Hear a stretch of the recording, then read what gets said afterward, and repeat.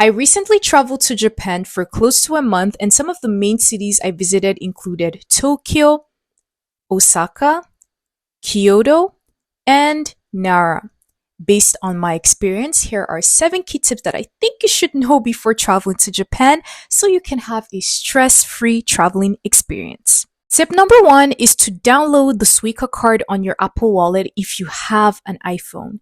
The Suica card is your lifeline and allows you to access the public transportation of a lot of cities across Japan, and these cities can include Tokyo, Osaka, Nara, Kyoto, and many more.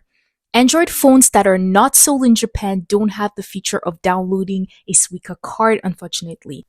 Okay, so when you're on the Apple Wallet with your iPhone, you click on the plus button here, you click transit card, and then you click search and you click Suica, or you type Suica. And the first thing that pops up would be the icon with the penguin.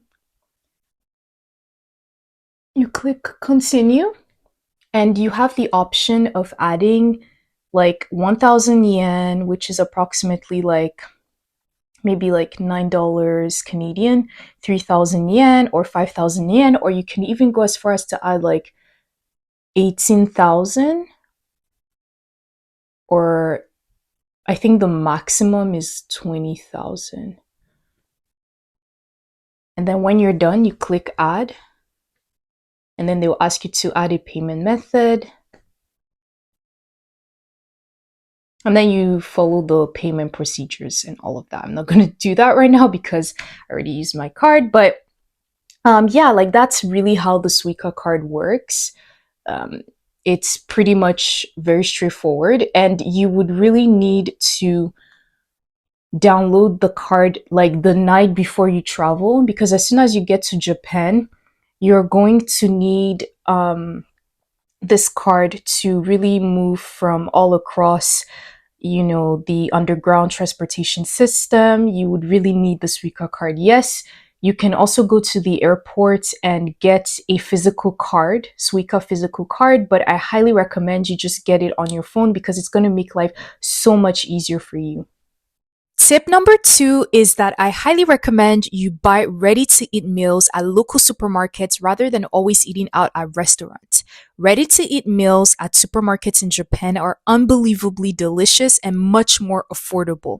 I saved a lot of money from buying food at these supermarkets or convenience stores rather than always having to always go out and eat at restaurants, right? So supermarkets where you can buy ready-to-eat meals include Family Mart, Daily Yamazaki, 7-Eleven, and much more. And these stores are practically everywhere in Japan, and they are easy to access.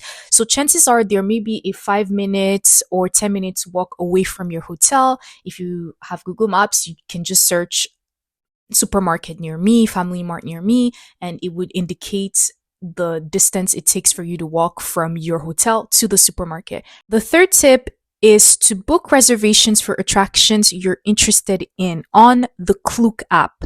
Thanks to the app, I was able to book popular activities that I've always wanted to try, like visiting Universal Studios or Tokyo Disney Sea and other type of activities. So Klook really helps you to facilitate Japanese bookings and saves you a lot of time.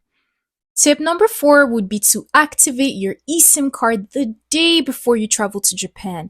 Trust me, this will save you a lot of headache, especially when you've landed in Japan and you really want to use the Wi-Fi to check schedules for train services. It will save you a lot of time.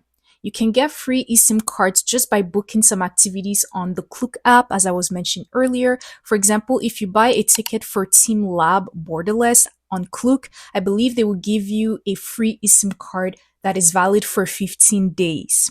Tip number 5 is that when you're traveling long distances within Japan, I really recommend you take the Shinkansen bullet train. This is Japan's fastest train network, and it allows you to commute between cities faster. For example, when I left Tokyo to go to Osaka, I took the bullet train that lasted about 2 hours and a half. For these trains, you can't use your Suica card.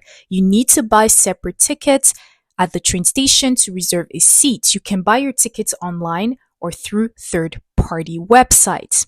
So don't hesitate to ask staff members at the train station if you're having trouble buying your tickets, in the beginning, I also struggled a little bit, but the staff were super friendly and they really helped me to navigate buying tickets through their ticket machine system.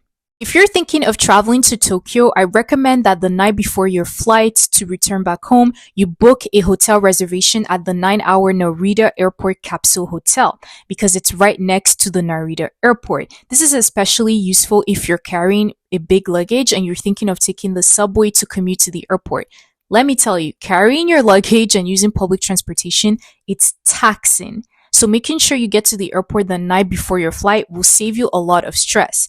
At the capsule hotel, they offer you a locker where you can store your luggage, which makes life so much easier. Final tip is to make sure that you respect Japanese customs and traditions when you go to Japan. Before traveling, I really recommend that you do your research on what are some of the main Japanese customs there.